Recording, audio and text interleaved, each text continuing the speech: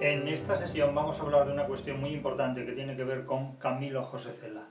Camilo José Cela, como todo el mundo sabe, fue uno de los 5 premios Nobel de literatura española, si excluimos a otros premios Nobel de literatura en español, como han podido ser Gabriel García Márquez o Mario Vargas Llosa. El caso particular de Cela es muy singular incluso en su particularidad. No hace muchos días se publicaba en la prensa un artículo en el que se juzgaba desde el punto de vista actual la presencia, la prevalencia de la obra de Cela como narrador más que como persona, y las opiniones eran naturalmente todavía muy encontradas.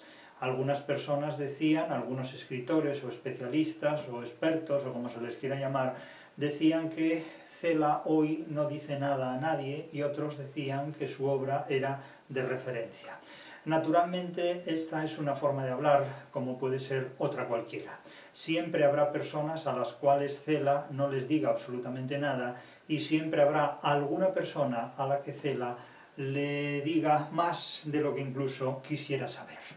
Todo esto depende de muchas perspectivas y de muchas cuestiones. Lo cierto es que Camilo José Cela nació en 1916, aquí tienen las fechas detrás, y murió en el año 2002. Muere todavía muy recientemente, en 2002, hace apenas 22 años. Esto es muy poco tiempo en lo que es la historia de la literatura. Hace muchos más años que vivió Cervantes, y a la mayor parte de la gente Cervantes no le dice absolutamente nada, porque la mayor parte de la gente ni siquiera saben leer el Quijote en el Quijote original. Necesitan una presunta traducción a un presunto español actual, que yo no sé qué fortuna habrá podido tener un libro así, una especie de traducción al español actual, una cosa completamente esperpéntica, la verdad. El caso es que Cela es un autor todavía muy polémico por muchísimas razones, en las cuales pues no vamos a entrar porque no nos interesa la faceta polémica de Cela. Aquí vamos a hablar de la carta inicial de Pascual Duarte, de una novela como la de Pascual Duarte, y vamos a hacerlo con implicaciones en lo que tiene que ver no solo la literatura, en sus relaciones con el derecho penal. Recientemente hablábamos de la literatura en sus implicaciones en el derecho mercantil. Naturalmente, si nosotros examinamos lo que la literatura ha dicho a lo largo de la historia sobre determinados planteamientos humanos que pueden ser analizados desde el punto de vista de las diferentes ramas del derecho, entre ellas el derecho penal, una novela como La familia de Pascual Duarte es enormemente importante. Pero aquí vamos a hacer referencia a esta primera carta inicial, la carta inicial de presentación de Pascual Duarte, simplemente para que ustedes, los oyentes que puedan estar interesados en literatura, más allá de una perspectiva que proyecte prejuicios sobre la persona y sobre la obra literaria de Camilo José Cela, puedan observar o puedan constatar. A mi juicio, Cela es uno de los mejores escritores del siglo XX. Pero decir esto en sí mismo no significa nada, a menos que se explique qué consiste ser un buen escritor. A mi juicio hay dos grandes escritores. El siglo XX ha tenido dos grandes escritores, entre muy grandes escritores, pero ha tenido básicamente dos. Uno de ellos es Camilo José Cela, al margen de que personalmente pueda caer bien, mal, mejor, regular, peor, fatal, pestilente. Eso ya es una cuestión que dejo a cada uno. Que le parezca lo que quiera, pero a mi juicio Camilo José Cela ha sido uno de los grandes, uno de los mejores escritores que ha tenido el siglo XX, y junto con Camilo José Cela, Gabriel García Márquez. Es decir, para mí son los dos grandes escritores, entre otros muchísimos grandes escritores, que ha tenido el siglo XX. Si me pidieran que escogiera un escritor del siglo XXI, les diría sinceramente que en el siglo XXI no sabe lo que es la literatura. El siglo XXI no ha conocido todavía ni un autor ni ningún escritor que merezca el nombre de literato.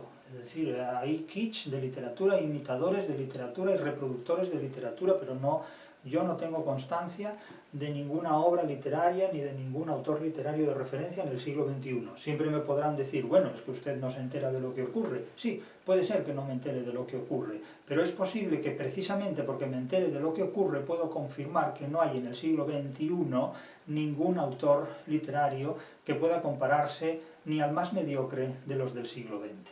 Aquí vamos a hablar de autores de referencia. García Márquez, en unos casos ya lo hemos hecho, y Camilo José Cela. Creo que este es el primer vídeo, la primera sesión que dedico a una obra de Camilo José Cela. Y a mi juicio, Cela tiene 3 novelas de referencia.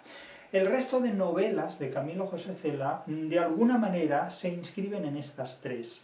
Y son reproducciones, imitaciones o variantes o incluso kitsch de estas 3. Estas 3 novelas son, a mi juicio, y sin duda ninguna, sin la menor duda, son La familia de Pascual Duarte, de 1942. Esa es una excelente novela por la calidad literaria, por la interpretación que de la realidad en esta novela se hace y porque es probablemente la última novela que presenta al delincuente como un antihéroe. A partir de la segunda mitad del siglo XX, la literatura, como muchas otras manifestaciones artísticas, comienza a recuperar una perspectiva muy propia del romanticismo, en virtud de la cual el delincuente se convierte en un héroe. El criminal, el delincuente, se convierte en una figura heroica. Pascual Duarte representa precisamente lo contrario. Representa a un delincuente que es un completo antihéroe. Otra novela clave de Camilo José Cela es, a mi juicio, la de 1948, El viaje a la Alcarria. El viaje a la Alcarria, aunque el municipio La Alcarria va con la mayúscula, La Alcarria, en la novela de Cela ese artículo parece con minúscula, en principio, si no hay alteraciones o variantes. Esa novela de 1948 de Cela, El viaje a la Alcarria, contiene muchas características absolutamente esenciales de lo que es la narrativa de Cela y un género literario tan sobresaliente y tan específico como es la literatura de viajes. El viaje a la Alcarria, insisto, es una obra realmente de referencia.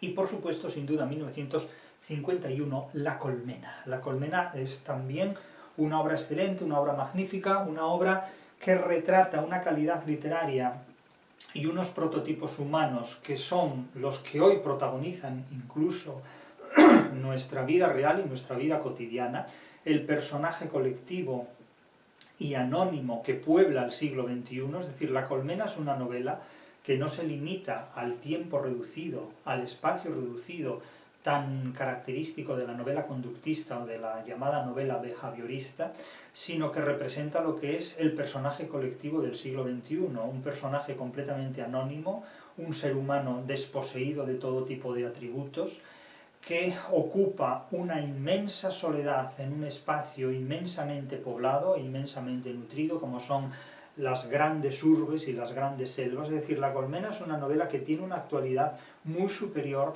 a lo que comúnmente cualquiera de los lectores a los que de manera habitual se les ha relacionado con esta novela o se les ha implicado en la lectura de esta novela han dado lugar. Es decir, la obra de Cela, para el que quiera leerla con la debida atención, tiene unas aportaciones y unas actualidades que no se empeñen en negarlas, porque niegan en vano, completamente. Es decir, la literatura de Cela es una literatura que va en contra de la corriente de la interpretación oficial del mundo, pero que va completamente a favor del caudal del río de la vida en la que actualmente estamos todos nosotros inmersos.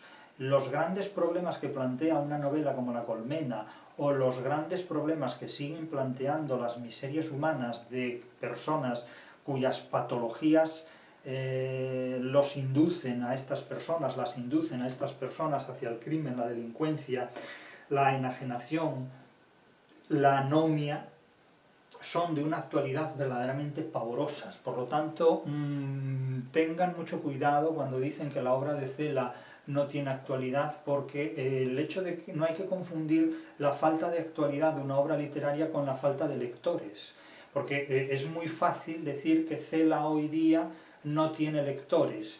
¿Y qué lectores tiene Cervantes?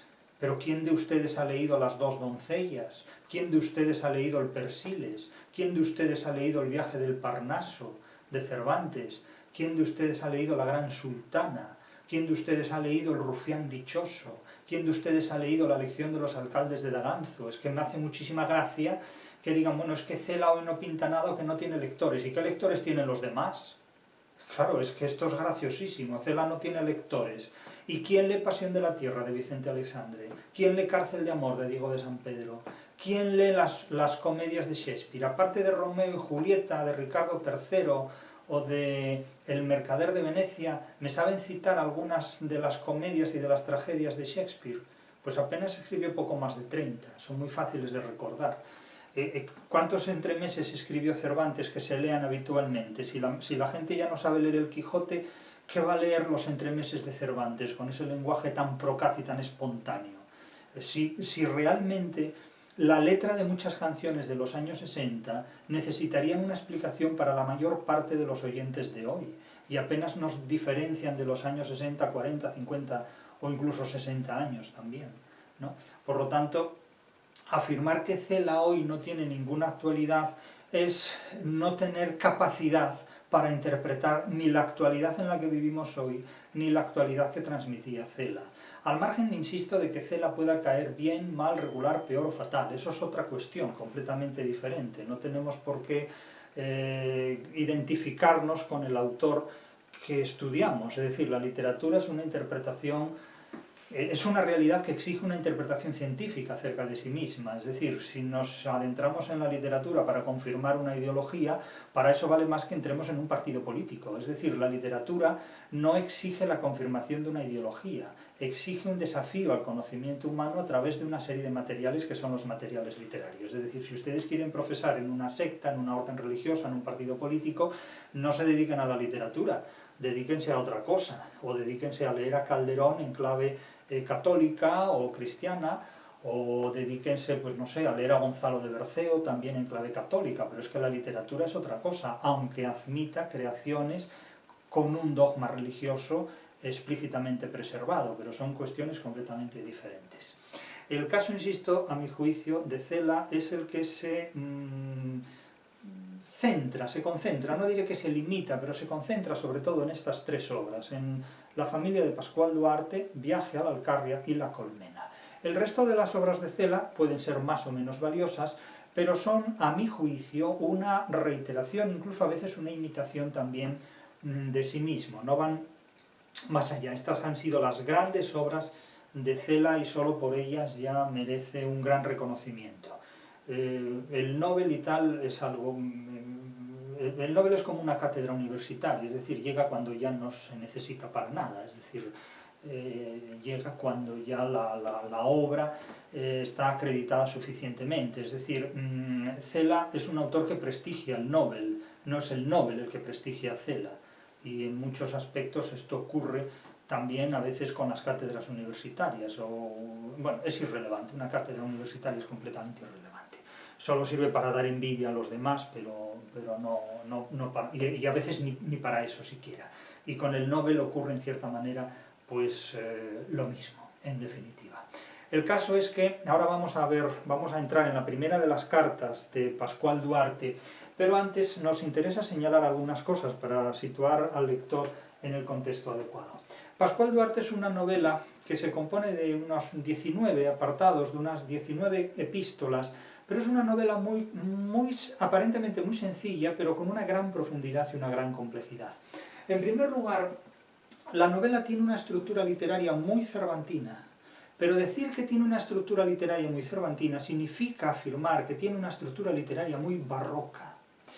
Claro, cuando decimos es que Cela no tiene actualidad, y un huevo, tío, que Cela no tiene actualidad, Cela tiene la actualidad que tiene el barroco. Otra cosa es que tú no sepas leer en clave barroca el mundo en el que vives, el mundo en el que vives, porque probablemente te han educado en el racionalismo de la Ilustración, que es un racionalismo absolutamente miope, que no ve de lejos, pero es que tampoco ve de cerca, y el racionalismo barroco que contiene una novela como el Pascual Duarte, La familia de Pascual Duarte, remite a una estructura completamente cervantina ya desde el comienzo, porque el lector se encuentra en primer lugar con una nota de un transcriptor que presenta el texto, con una declaración de un tal señor Barrera, que ha sido amigo de un tal Jesús González, curiosamente, no maestro, sino Jesús González, que ha sido asesinado por Pascual Duarte, y a quien el propio Pascual Duarte dedica de alguna manera in memoriam esas memorias.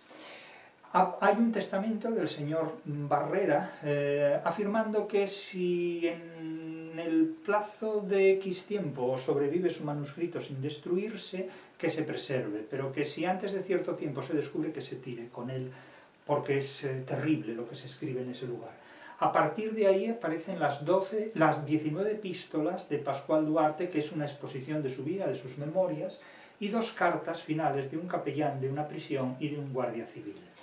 Toda esta estructura narrativa profundamente barroca, que da una gran profundidad al relato, remite naturalmente a esa compleja estructura donde el narrador se disuelve completamente, porque en esta novela hay un narrador principal, que es el propio Pascual Duarte, que presenta una autobiografía novelada, es decir, una autobiografía ficticia de sí mismo como personaje de ficción, pero que está implicada en una estructura de realidad extraordinariamente cruda, es decir, todos estos procedimientos son figuras reales, un transcriptor, un albacea, un testamento, unas memorias muy crudas, muy críticas, y un guardia civil y un capellán de cárcel, un capellán de prisión. La fecha, cárcel de Badajoz, el lugar, Badajoz, cárcel de Badajoz, la fecha 1937, es decir, son años terriblemente crudos, pero terriblemente crudos, o sea, son años con los que no se puede bromear.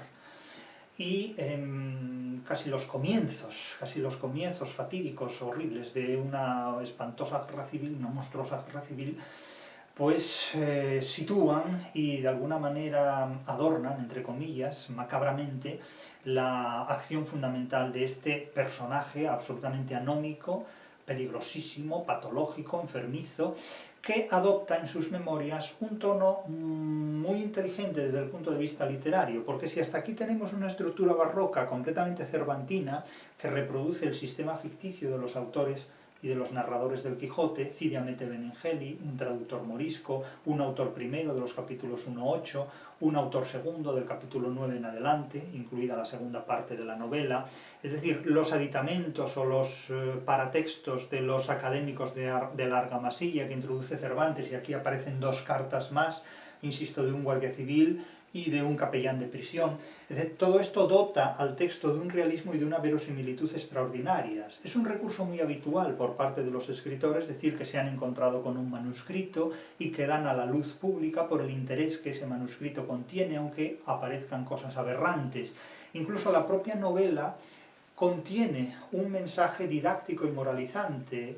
Se dice que el propio Pascual Duarte quiere hacer públicas sus memorias para que sirvan de ejemplo a otras personas de cómo no debe seguirse ese camino en la vida, porque ese camino en definitiva conduce al fracaso. De tal manera que hay una aparente pretensión aleccionadora en este punto. Y, como digo, todo ello se orienta hacia la expresión terriblemente cruda de un realismo que a veces no es que resulte expresionista, porque el expresionismo induce a una visión idealista de la realidad, sino que resulta extremadamente crudo hasta tal punto de que se ha calificado de tremendismo, es decir, de lo tremendo. Pero el tremendismo no lo inventa Cela en la literatura, el tremendismo ya está muy presente incluso en Valle Inclán. De hecho, Cela es un autor que es muy valle-inclanesco en muchísimos aspectos, muy barogiano también en otros aspectos, y lo encontramos también en el propio Goya, en la pintura de Goya, es decir, hay componentes esperpénticos que están muy bien desarrollados en esta novela de la familia de Pascual Duarte. Pero como digo, además de esto, la novela tiene una riqueza intertextual muy grande, sobre todo desde el punto de vista del género literario. Porque claro, la novela incorpora las memorias, el procedimiento de las memorias, la narración basada en la capacidad de recuerdo de una serie de hechos filtrados por las percepciones subjetivas propias. Es decir, recordamos determinados hechos que nos parecen más o menos relevantes y los exponemos. Los hechos son monstruosos, el asesinato de su propia madre, la muerte violentísima de una burra, el disparo sobre su perro, la indolencia frente a su hermanastro, al que le comen las orejas un cerdo, aparece ahogado en una tinaja, bueno, es decir, un despliegue de monstruosidades que son comparables a determinados episodios que aparecen en Tirano Bandera, sobre todo cuando Zacarías el Cruzado descubre a su niño muerto sobre un pecinal, sobre las aguas casi fecales de un pecinal. Quiero decir que escenas tremendistas en la literatura ya las encontramos. Si Pascual Duarte es de 1942, Tirano Banderas creo que es de 1926 aproximadamente, y ya encontramos ahí secuencias tremendistas, extraordinariamente radicales, extraordinariamente violentas. El género de las memorias admite todo esto y se manifiesta a través de una autobiografía ficticia. Tengas en cuenta que aquí también nos vamos a encontrar con dos amalgamas más, la literatura epistolar y la literatura confesional, que son un trípode de este género literario. La literatura confesional implica un arrepentimiento, desde las confesiones de Agustín de Hipona hasta la tonalidad que puede adquirir la picaresca, como el Buscón de Quevedo, el Lazarillo de Tormes anónimo, o tal vez de Juan de Valdés, según Rosa Navarro, y probablemente tiene razón Rosa Navarro, y por supuesto el caso de Mateo Alemán, que con frecuencia se olvida. Se dice, es que Cela es un autor muy quevedesco. Bueno, Cela es un autor quevedesco porque usted no ha leído a Mateo Alemán, y entonces si lee a Mateo Alemán, pues amplía el espectro de posibles atributos celianos. Es decir, no solo está Quevedo en Cela, también está Mateo Alemán. Esto es como una persona que recientemente me dice, es que usted cuando habla de literatura, derecho y economía, dice, usted no es marxista pero lo parece, me dicen a mí, ¿no? Me dicen a mí, ¿por qué? Pues porque usted dice cosas que son relativamente parecidas a las que decía Carlos Marx. Dice, bueno, pues claro, ¿qué le vamos a hacer? Si usted hubiera leído a Quevedo, sabría que esas mismas cosas, antes que Carlos Marx, las ha dicho Quevedo. También, las ideas del comercio que tiene Quevedo, las ideas que sobre el comercio tiene Quevedo, en cierta manera las comparte también Carlos Marx. Entonces decir, bueno, es que como usted dice eso y Carlos Marx también lo decía, usted es marxista. Bueno, como Carlos Marx dormía en una cama en posición horizontal y probablemente, dirá la gente, usted por mí, también duerme en una cama en posición horizontal, pues usted es marxista. Es decir, como Carlos Marx duerme en cama horizontalmente y yo duermo en una cama horizontalmente, pues soy marxista también, claro. Entonces, claro, cuando alguien tiene un enfoque muy limitado de la realidad, pues supone que los demás también lo tienen. Entonces cree el ladrón que todos son de su condición. Claro, el problema de quien solo ha leído a Marx es que ve a Marx en todas partes. Y le pasa lo mismo que al chiste de Jaimito, ¿no? Le ponen a Jaimito un árbol y dice, ¿qué ves aquí? Una mujer desnuda. Le ponen un ladrillo y dice Jaimito, una mujer desnuda. Y le ponen, pues no lo sé, una botella de agua mineral y dice una mujer desnuda. Entonces hay gente que le ocurre lo mismo. Le ponen un ladrillo y dicen, ¿qué ves aquí? A Carlos Marx. Le ponen una botella de agua mineral y dicen, ¿qué ves aquí? A Carlos Marx. Y le ponen a un vídeo de maestro y dice, ¿qué ves aquí? A Carlos Marx. Claro, entonces, claro, eso es un problema del cual yo no soy responsable. Es decir, si ustedes identifican el marxismo cuando yo digo una serie de cosas que ya las dijo Quevedo en el siglo XVII, pues lean a Quevedo, pero déjenme en paz a mí con Marx, porque para uno soy neoliberal, porque han oído una secuencia mía, a veces fuera o dentro de contexto, da lo mismo, entonces este es neoliberal. Otros leen otra secuencia y este es marxista. Claro, esto es muy curioso, porque alguien acaba siendo algo filológicamente. Es decir, las posibilidades que hoy tiene un ser humano de ser marxista son imaginarias completamente, a menos que sea el mandatario de una extinta Unión Soviética o de una moderna República Popular China. De la misma manera que las posibilidades que cualquiera tiene de ser aristotélico son completamente filológicas e imaginarias.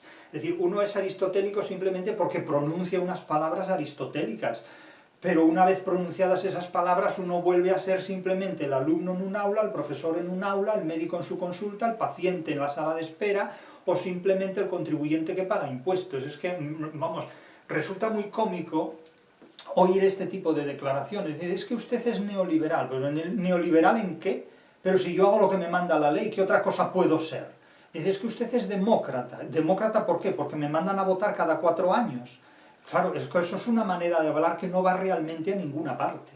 O sea, es que no va realmente a ninguna parte. Es una manera de hablar propia de la gente que se dedica a leer un solo libro en su vida, o monotemas en su vida, y a partir de ese agujero, de ese embudo, ve todo lo demás, que es lo que tiene la filosofía, que con frecuencia es un agujero en una pared, a través de la cual se ve la realidad, pero solo por ese agujero, ¿no? Entonces, claro, cuando se reemplaza la vida por la filosofía que se lee, como decía Unamuno, cuanto menos se lee, más daño hace lo que se lee. Pero bueno, esos son otros problemas.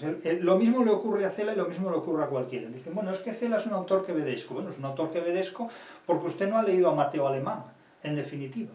o a Vicente Espinel, o a tantos otros. Es decir, hay una serie de rasgos que determinan la picaresca, desde Rinconete y Cortadillo, de Cervantes, desde el Buscón de Quevedo, desde la vida del escudero Marcos de Obregón, etcétera, etcétera, y desde el Guzmán de Alfarache, que naturalmente va a estar presente en Cela. Y esos rasgos son la literatura epistolar, que combina el ensayo y la parénesis con los valores literarios, la literatura confesional, que demuestra un extrañamiento hacia los propios hechos protagonizados y vividos, con los que a partir de un determinado momento el protagonista que ha ejecutado esos mismos hechos ya no se identifica porque los repudia, porque los considera incompatibles consigo mismo, y de hecho el propio Pascual Duarte asume ese repudio y acepta la muerte porque dice: me niego a pedir el indulto, es decir, no tengo interés en seguir viviendo porque voy a seguir cometiendo crímenes, es lo que viene a decir.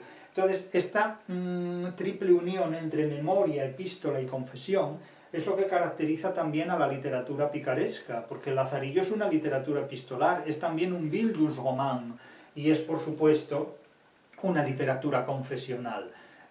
Tengas en cuenta que el pícaro, cuando habla, siempre lo hace, por supuesto, en primera persona y en términos muy crudos. El Buscón dice: yo, señor, soy de Segovia. El Pascual Duarte dice: yo, señor, no soy malo, aunque lo parezca, etcétera, etcétera. Así es como se despacha inicialmente. Pues si llega a ser malo, que el diablo nos ampare, porque hasta el diablo tendría miedo de un Pascual Duarte, es un personaje luzbelino terriblemente, ¿no? Entonces, la memoria, lo epistolar y lo confesional son aspectos determinantes. Por otro lado, la propia novela, dentro del contexto en el que se encuentra ya el siglo XX, naturalmente conjuga aspectos muy característicos de lo que va a ser la literatura de estos años, de esta etapa, de la segunda mitad del siglo XX, que es la novela social, que tiene pues antecedentes clarísimos en Valle Inclán y sobre todo en Baroja, sobre todo en la busca de Baroja y toda la narrativa barojiana, y en Galdós, en páginas esenciales de muchas de las novelas de Galdós. La influencia del naturalismo y del realismo estarán muy presentes, estarán muy vivas, y por supuesto no se ha dejado, por supuesto, de hablar de existencialismo, aunque el existencialismo es más bien una tendencia filosófica deprimente, es una filosofía de la depresión, en definitiva, es una filosofía deprimente que hizo una gran fortuna a lo largo de la segunda mitad del siglo XX, pero que a mi juicio se ha quedado simplemente como una pose más.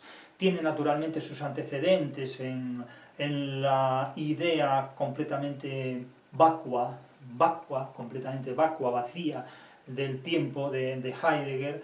Algunas ideas también pueden presumirse como antecedentes en Nietzsche, pero en realidad lo del existencialismo no deja de ser más que una filosofía, es un lastre para la vida, en definitiva, la filosofía deprimente que vendían los que no tenían ninguna otra filosofía que ofrecer. Es decir, el nihilismo, el existencialismo, es el resultado de las filosofías fracasadas, valga la redundancia, porque toda filosofía, en definitiva, es un fracaso. La filosofía es una alternativa vital fracasada, básicamente. Es el saber del que carece de conocimientos científicos, y entonces se refugia en la filosofía para hacerse visible, para tener algo que decir. Bien, el caso es que este conjunto de elementos da lugar a lo que se denomina en Cela el tremendismo, cuyos antecedentes esenciales son Baroja primero y Valle Inclán después.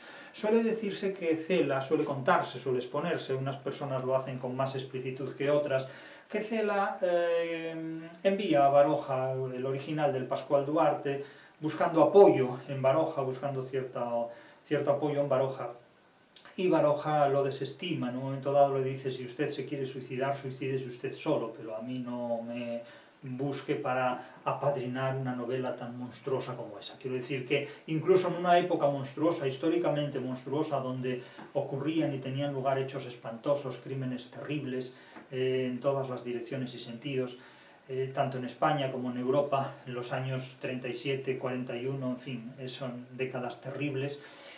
Incluso una novela de estas características parecía más terrible incluso que la realidad, porque es una condensación de despropósitos, era la novela una condensación de monstruosidades, en definitiva, con un protagonista singularmente monstruoso como es Pascual Duarte. Claro, insisto en el caso de que Cela es un autor que para muchos contemporáneos todavía vivos que lo conocieron, y que sufrieron pues sus críticas, su hostigamiento, porque claro, Cela era una persona muy dinámica, muy activa, muy polémica, y naturalmente pues tenía seguidores y tenía detractores. Pero sí es cierto que le ha ocurrido a Cela lo que le ha ocurrido a mucha gente, que ha tenido más seguidores y más detractores que intérpretes. Y este es un gran problema para todos los contemporáneos, porque nuestros contemporáneos se dividen básicamente entre seguidores y detractores, pero entre los unos y los otros dejan de percibir lo importante, que es la exigencia de una interpretación. Esto le ha ocurrido a mucha gente, sobre todo de la generación de Cela, que han saltado a los medios de comunicación, se han hecho visibles potentemente a través de los medios de comunicación, y esto ha suscitado una reacción de seguimiento y de confirmación por parte de un grupo masivo de espectadores, y una tendencia a lo que los ingleses llaman los odiadores, que son simplemente detractores. Entonces las masas se reparten entre seguidores y detractores, pero como no tienen capacidad ni competencia suficiente, no son intérpretes. Y esto eclipsa enormemente las posibilidades de interpretación. Cela ha tenido más seguidores y más detractores que intérpretes. Le ha ocurrido lo mismo que a Gustavo Bueno. Gustavo Bueno tiene muchos seguidores y muchos detractores, pero ha tenido muy pocos intérpretes. Y a Cela le ha ocurrido también lo mismo, tiene pocos intérpretes. ¿Por qué razón? Pues porque la masa con frecuencia interpreta poco, sigue mucho y detracta más. Entonces, digamos que cuando alguien alcanza cierta visibilidad masiva o cierta visibilidad pública, pues naturalmente es objeto de exaltación y elogio por una parte y de detracción y vituperio por otra. Pero los intérpretes tardan mucho en llegar, si es que llegan alguna vez. Y además llegan con frecuencia mal, porque la mayor parte de la gente que se dedica a interpretar a otros, pues lo hace con afán propagandístico, con afán envidioso también, es decir, voy a hacerme famoso criticando a esta persona que es famosa porque así a ver si me toca algo de la fama que éste tiene, ¿no? Entonces eso es muy común, y suelen ser con frecuencia interpretaciones muy pobres, porque son interpretaciones improvisadas, interpretaciones parciales, totalmente tendenciosas, que acaban engullidas en la gomia de Internet en muy poco tiempo. Y a Cela le ha ocurrido en este punto algo muy semejante. También es cierto que él cultivaba, porque se sentía muy cómodo cultivando este tipo de cosas, y porque resulta inevitable realmente, es que cuando te encuentras con gente a la que no le tienes nada que decir, pues lo único que le haces es dejarlo con sus neuras y con sus problemas, y uno sigue adelante. O sea, uno no se puede detener a dialogar con quien no sabe razonar, evidentemente. El planteamiento que aquí vamos a mencionar en el caso de la familia de Pascual Duarte, vamos a leer y vamos a examinar simplemente la primera de las cartas del Pascual Duarte, del protagonista. El protagonista remite lo que son sus memorias, el monto de los 19 relatos o epístolas donde confesionalmente remite sus memorias, escribe sus memorias, se las envía a Joaquín de la Barrera López en Mérida, porque fue amigo de Jesús González, una persona a la que el propio Pascual Duarte asesina en un momento dado, ¿no? Y de hecho el Pascual Duarte dedica esas memorias a una de sus últimas víctimas. Dice: a la memoria del insigne patricio don Jesús González de la Riva, conde de Torremejía, a quien al irlo a rematar el autor de este escrito le llamó Pascualillo y sonreía. O sea, fíjense qué escena tan macabra se objetiva ya en la dedicatoria del libro.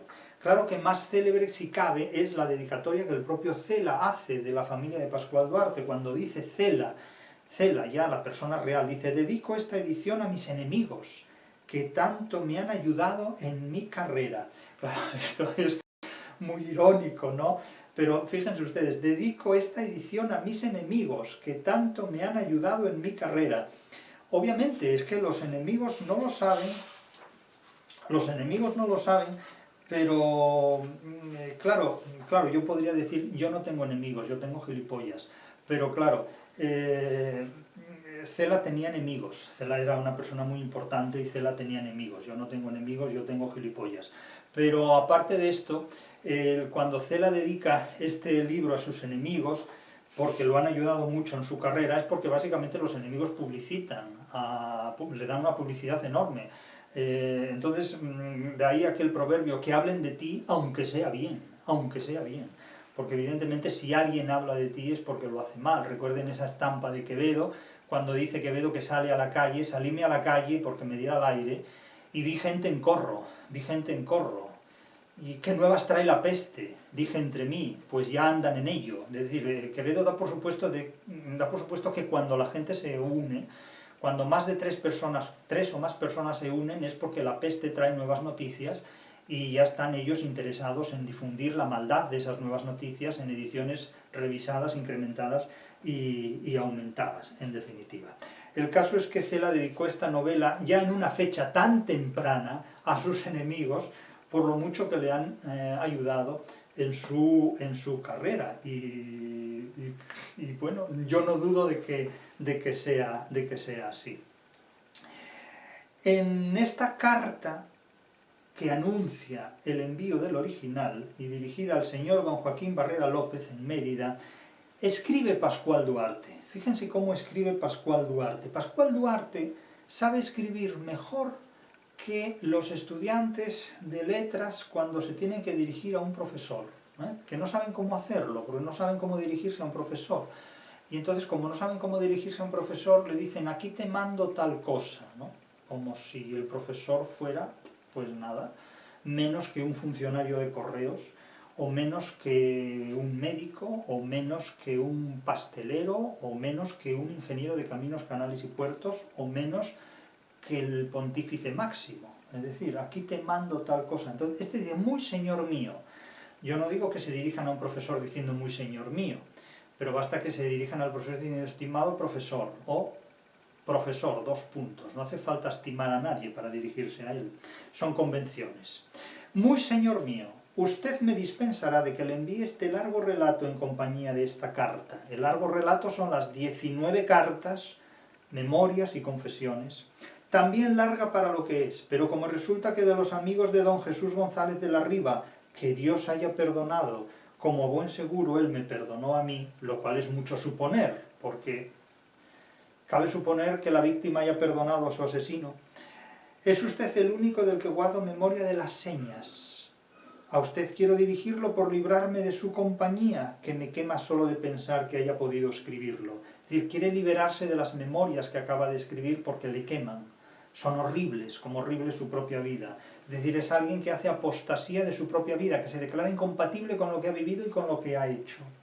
Y para evitar el que lo tire en un momento de tristeza, de los que Dios quiere darme muchos por estas fechas, y prive de esa manera a algunos, de aprender lo que yo no he sabido hasta que ha sido ya demasiado tarde.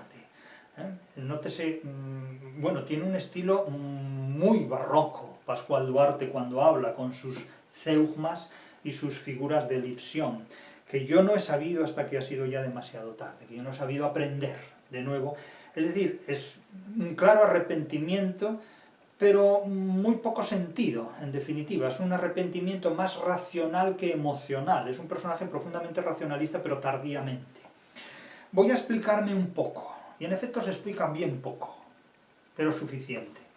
Como desgraciadamente no se me oculta que mi recuerdo más ha de tener de maldito que de cosa alguna, maldito desde luego es una vida luzbelina y maldita.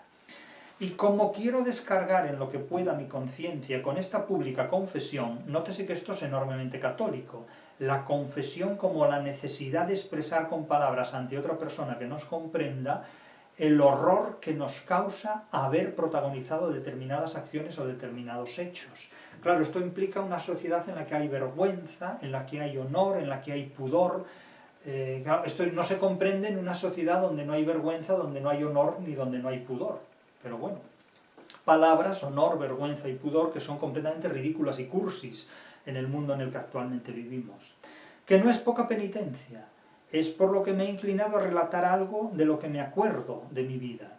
Nunca fue la memoria mi punto fuerte, y sé que es muy probable que me haya olvidado de muchas cosas incluso interesantes, pero a pesar de ello me he metido a contar aquella parte que no quiso borrárseme de la cabeza y que la mano no se resistió a trazar sobre el papel, porque por otra parte hubo hubo que intentar contarla, y sentía tan grandes arcadas en el alma que preferí callármela y ahora olvidarla. Es decir, que hay una latencia, hay digamos una reticencia a contar determinadas cosas que aún fueron más espantosas de las que incluso cuenta aquí, el asesinato de su propia madre, etcétera, etcétera. Al empezar a escribir esta especie de memorias me daba buena cuenta de que algo habría en mi vida, mi muerte, que Dios quiera abreviar, que en modo alguno podría yo contar. Mucho me dio que cavilar este asuntillo, y por la poca vida que me queda, podría jurarle que en más de una ocasión pensé desfallecer, cuando la inteligencia no me esclarecía de dónde debía poner el punto y final.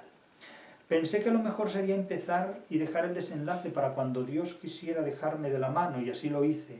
Hoy, que parece que ya estoy aburrido de todos los cientos de horas que llené con mi palabrería, suspendo definitivamente el seguir escribiendo para dejar a su imaginación la reconstrucción de lo que quede todavía de vida, reconstrucción que no ha de serle difícil, porque a más de ser poco seguramente, entre estas cuatro paredes no creo que grandes nuevas cosas me hayan de suceder. De alguna manera nos recuerda esto a los pasajes que Ginés de Pasamonte en el Quijote, como trasunto de Jerónimo de Pasamonte, decía escribir sus memorias de pícaro, que mal haya el Guzmán de Alfarache, incluso, porque él iba a superar incluso en maldades al propio Guzmán de Alfarache, y que todavía no había terminado de escribir su libro porque todavía no había terminado su vida. A Pascual Duarte le ocurre en cierta manera algo semejante, aunque le queda muy poco de vida porque está condenado a muerte, es decir, es la confesión de un condenado a muerte. Me atosigaba, va concluyendo ya la carta, al empezar a redactar lo que le envío, la idea de que por aquellas fechas ya alguien sabía si había de llegar el fin de mi relato o dónde había de cortar el tiempo que he gastado. Si hubiera ido mal medido, y esa seguridad de que mis actos habían de ser a la fuerza trazados sobre surcos ya previstos, era algo que me sacaba de quicio. Aquí apela naturalmente a un determinismo, es decir, mi vida está ya determinada de antemano, y haga lo que yo haga, voy a estar determinado al crimen, a la maldad, a la crueldad, a la besania, etcétera, etcétera. Hoy, más cerca ya de la otra vida, estoy más resignado, que Dios se haya dignado darme su perdón. Es decir, el tipo es consciente de las maldades que ha vivido y se extraña de ellas, se distancia de ellas.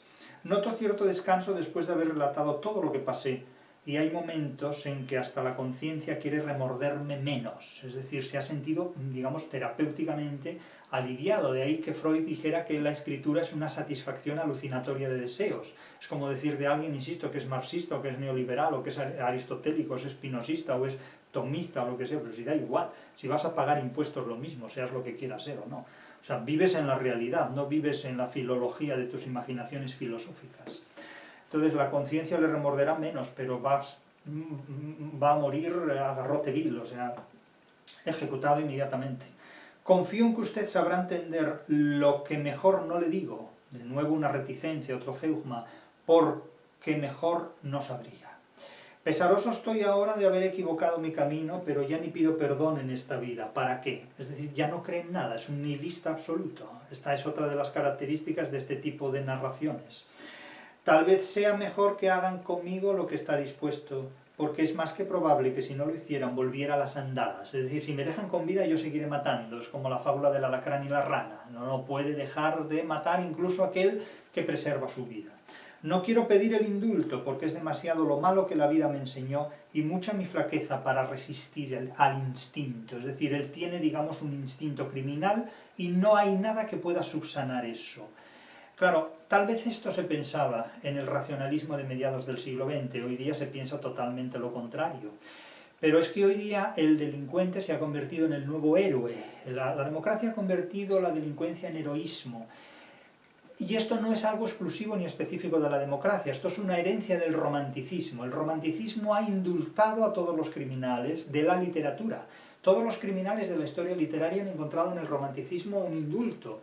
Es lo que ha ocurrido con el Don Juan de Zorrilla frente al Don Juan de Tirso. Es lo que ha ocurrido con el Fausto de Goethe respecto a todos aquellos Don Juanes o incluso delincuentes o burladores o engañadores que en la historia ha habido.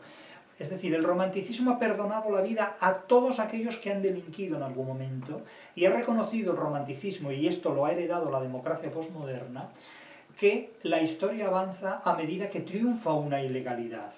Es decir, que diríamos que hoy quien ocupa una vivienda tiene más derechos que el titular de esa vivienda, porque impulsado por la necesidad, la persona que sufre, la persona que necesita, tiene el derecho natural a utilizar y a servirse de aquello que ocupa en ese momento. Eso es el romanticismo que de alguna manera ya la democracia contemporánea reconoce.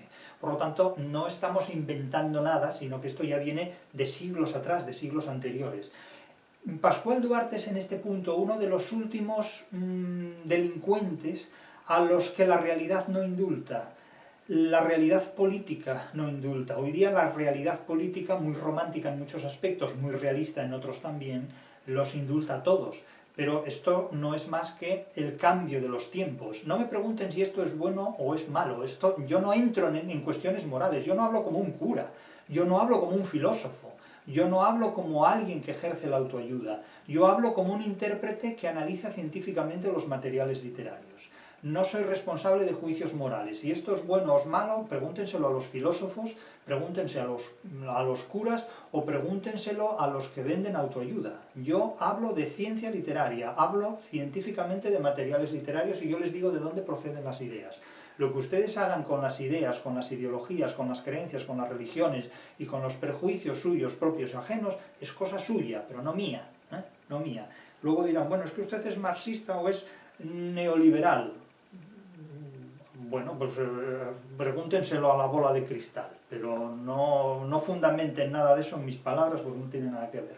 Hágase lo que está escrito en el libro de los cielos, dice Pascual Duarte. Es decir, cree en el determinismo, y aquí vemos también un rasgo propio del realismo y del naturalismo, y a cierto punto también de la novela picaresca, es decir, repetir siempre lo que han hecho los padres y no ser capaz de superar esa genealogía, esa fisiología de la que procedemos de reiterar constantemente el fracaso de nuestros antepasados.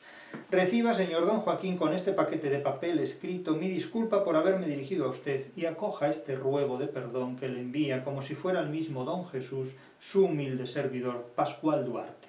Cárcel de Badajoz, 15 de febrero de 1937. Ya el lugar y la fecha son absolutamente fatídicos. Pero como digo, Pascual Duarte es el último de los delincuentes al que la realidad, tanto literaria como política de su época, verdaderamente no indultó y no reconoció como un héroe, sino como un antihéroe. Con posterioridad la literatura, como sobre todo el cine, se llenará de delincuentes reconocidos como auténticas figuras heroicas, básicamente, hasta la exultación de la democracia. No sabemos qué hará después el mundo cuando la democracia deje de ser lo que hoy es, y de hecho ya la democracia no es hoy lo que era antaño, pero como las cosas no dejan de cambiar y de experimentar profundas transformaciones, veremos a ver si es que sigue habiendo literatura en el siglo XXI como la hubo en el siglo XX, que es lo que la literatura nos dice de estas y de muchas otras realidades.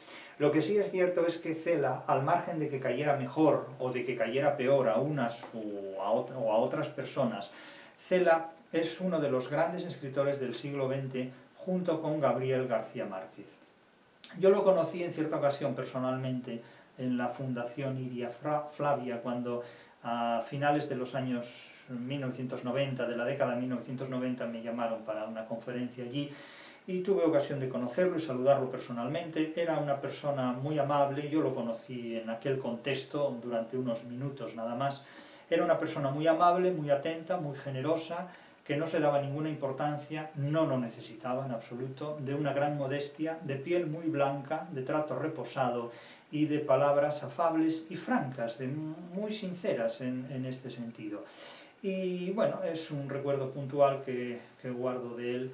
Y nada más, quiero decir, tampoco hay que darle a esto más importancia. Yo en realidad estoy encantado de no haber conocido a mucha gente y creo que una de las características de preservar la salud es estar encantado de no haber conocido a mucha gente. No fue el caso de Cela, se le conoció puntualmente y aquello pues estuvo bien, pero pasó el día, pasó la romería, como se suele decir. Sea como fuere, la actualidad de Cela es mucho más importante de la que cualesquiera personas que muestren antipatía hacia él quisieran afirmar. Cela es un autor que sigue siendo muy relevante, al margen de que personalmente caiga mejor o de que caiga peor. Una novela como Pascual Duarte, si ustedes la leen, si a ustedes les resulta expectante o valiosa, verán que es literatura de verdad. Y hagan la prueba, lean ustedes al Pascual Duarte, lean ustedes La familia de Pascual Duarte de Cela y después lean a cualquier otro autor posterior a 1980 y comparen La familia de Pascual Duarte con cualquier otra cosa que haya escrito alguien después de 1980 y notarán la diferencia. Sin saber literatura, notarán la diferencia, porque lo que tiene la literatura es que habla en voz alta incluso a las personas que no son nada inteligentes.